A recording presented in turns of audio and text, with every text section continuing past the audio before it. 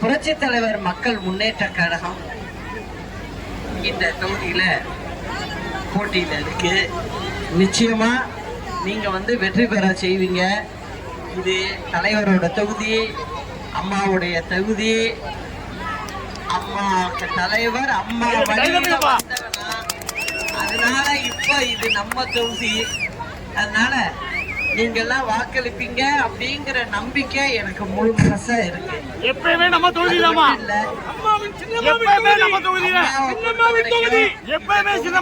செஞ்சாங்க. தொகுதி மக்களும் அன்பா இருந்தாங்க. நான் அம்மாவோட வந்திருக்கேன், இங்க பிரச்சாரத்துல ஈடுபட்டிருக்கேன். அதனால நான் ஆண்டிப்பட்டுக்குள்ள நுழையும் போதே நான் என்ன நினைச்சிருப்பேன்னு உங்களுக்கு தெரியும். அம்மாவோட வந்தமே, இப்ப அம்மா இல்லையே அப்படிங்கிற மனசுதான் எனக்கு வந்தது. அதனால நீங்க எல்லாம் இருக்கீங்க. அம்மாவுடைய இங்க உள்ள மக்கள் அம்மா மேல பிரிய உள்ளவங்க எல்லாம் எனக்கு துணையா இருப்பீங்கிறத துரோகிகள்னாலதான் இந்த பிரச்சனையே நமக்கு வந்தது.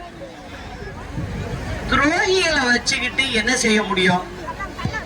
கட்சி வெற்றி பெறணும் அப்படி எல்லாரையும் ஒன்றிணைக்கணும். அததான செஞ்சிருக்கணும், செய்யல. நீங்க என்ன திமுகவோட கூட்டணி போட்டிருக்கீங்களா? நான் கேட்கிற கேள்வியாதான்.